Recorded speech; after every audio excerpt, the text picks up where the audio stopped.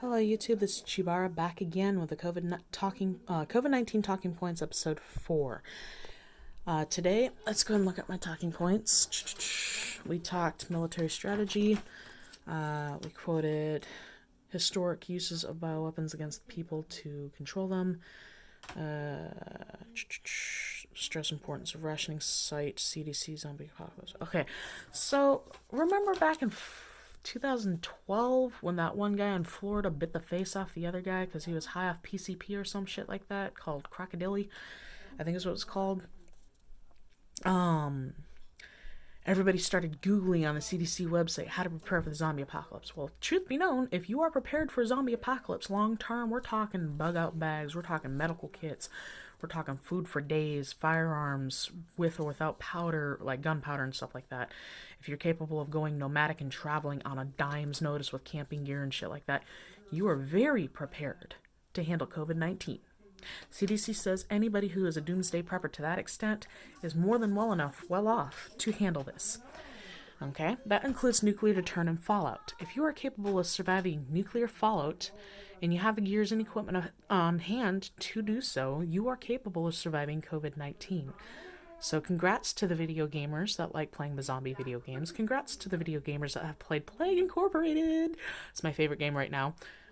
Was back in 2012 also. But I digress. Shout out to Endemic Creations, and CDC for launching that video game, and for a multitude of reasons. COVID-19 is acting like a virus that you would spawn in the Plague Incorporated video game on normal mode or hard mode. Over the years, it's been updated for real life disaster response of countries. When the game first came out, they simulated real life exposures, what countries do, when, however, whatnot. 2012, we had Obama in office, and so they had the Obama administration's response times. And we noticed whenever we played those games, even on the most limited mutations on everything, or when we save and hoard our DNA points, response was excessively slow. Now, I played Plague Incorporated since Trump got elected.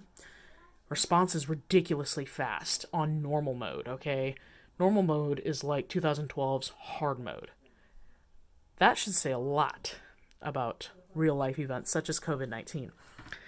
But I digress. We'll talk about that a little bit more in the next video, because I've been predicting patterns, and it's coming true in great detail. But like I said, I digress. So, food rationing and stuff like that. So, disaster preparedness. So if you're prepared for the zombie apocalypse or nuclear fallout, you're good, okay? I also want to talk about how the testing kits were immediately available very shortly after the outbreak. And nowhere in history with bioweapons research and development does that happen unless it's something that they made to intentionally wipe out life on Earth. China keeps saying that it's not a bioweapon, it didn't come from our labs, it came from some fish port, whatever, 20 miles away, or they tried saying it was from infected bats that people were eating out in the boonies. No, they can't stick to their story. That's how you know they are lying. Then, this last week, they are prepared to blame everything on the United States because they don't want to admit their fuck up.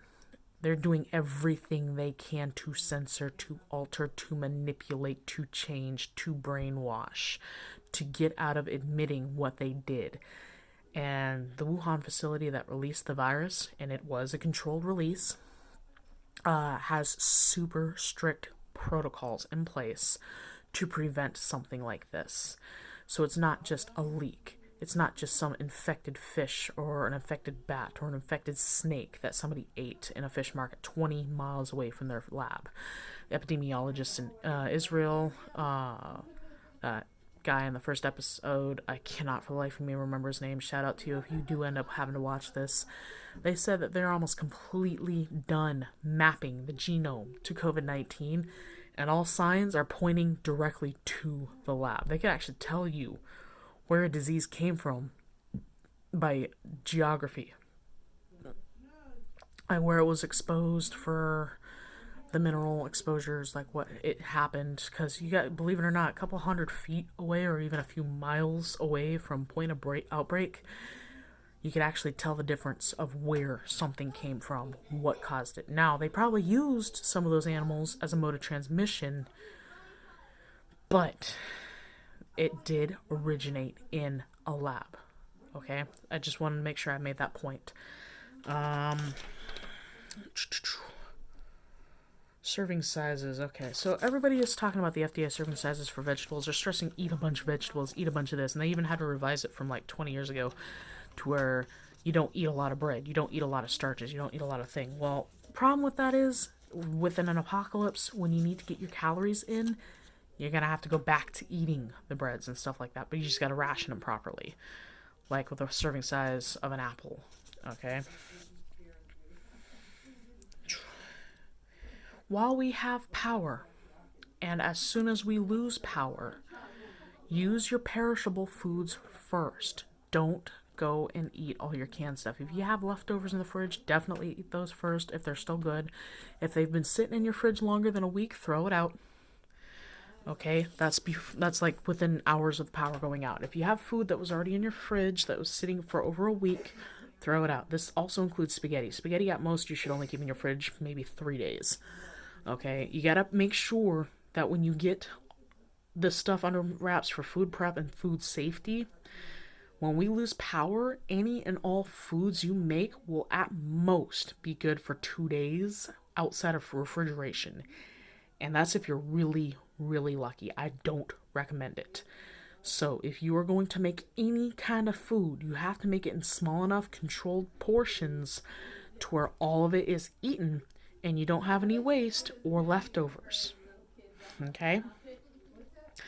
So people who have 5, 6 kids used to making a huge smorgasbord of food to stretch it, to make it last so everybody has big portion sizes, they can stay full.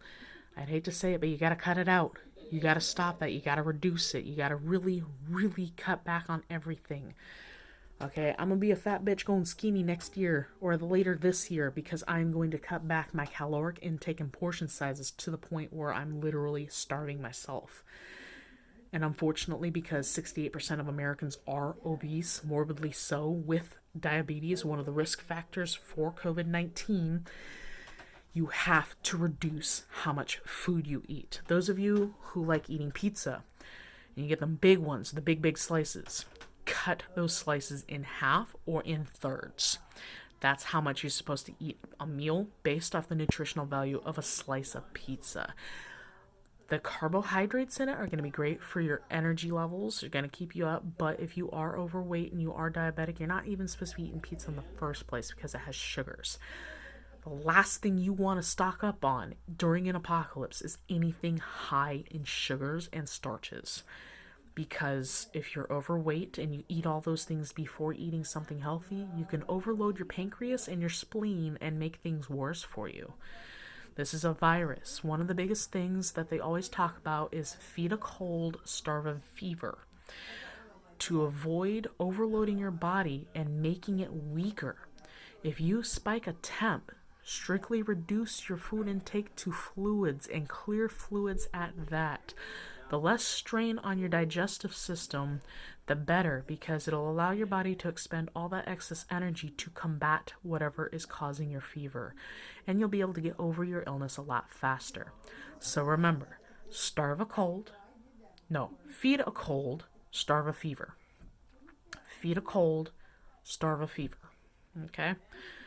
Because when you have a cold, you're not really spiking a temp or anything, but your body's going to be expending a lot of energy, but elsewhere, not necessarily for a fever, so you actually need to ingest food to get over it. COVID-19 is a fever-inducing virus, so starve that fever. Drink plenty of fluids. If you have access to Gatorade and you're not allergic to the ingredients, load up on Gatorade. Drink 2 parts water to 1 part Gatorade. So if you have 1 bottle of Gatorade, drink 2 bottles of water, okay? That's the ratio. Drink 1 bottle of water first, then drink the Gatorade, then the second bottle. What's that going to do? It's going to help balance out your electrolytes, because a lot of people Like with me, I learned this last month on February 15th. I had flu-like symptoms. I got over it remarkably fast. I was going through fluids faster than I can take them in. I was retaining a lot of them. I wasn't discharging a lot of it. What was discharging, I was obviously very healthy. It was coming up like semi-yellow, almost clear. So I was getting hydrated, but I was still dehydrated symptom-wise. I was getting cotton mouth. I ended up getting a bottle of Gatorade, and within a matter of 30 minutes to an hour, I was able to actually start expelling what water I was retaining. So, drink your water, then drink Gatorade, then drink some more water, okay? In that order. It'll help balance out your electrolytes. You can pick whatever flavor Gatorade you want. I like the red Gatorade. That's the fruit punch one. I used to like drinking the blue one, but since they went to the G1, 2, and 3 series, it's been tasting like crap. Sorry, Gatorade, but I like the original formula best, okay? If you have access to powdered Gatorade mix, get it. And get a lot of it. If you haven't panic bought all of it yet. Okay, one huge tub about the size of my percolator will probably make a couple 100 gallons of Gatorade. 1 gallon of water should take about 3 to 4 tablespoons of Gatorade mix. It says in the bottle a little less, but it's going to have that watered down taste. Add a little bit more to make it a little bit stronger. Not too strong. You don't want it like friggin' slurry mix. No, that's way too much. That's concentrated Gatorade. You don't want that. I don't advise that at all. Okay, just 3 to 4 tablespoons to a gallon of water. You'll be okay for the powdered Gatorade mix. I'd highly recommend that you get your hands on that. I have not gotten on it yet. I literally just now remembered. I gotta go pick some up if I can. But definitely get your Gatorade. Make sure you stay hydrated. That's the biggest thing. When you are hydrated, you don't crave a whole lot of food. You'll actually be able to lose weight. You'll be able to save your food stores up and stuff like that.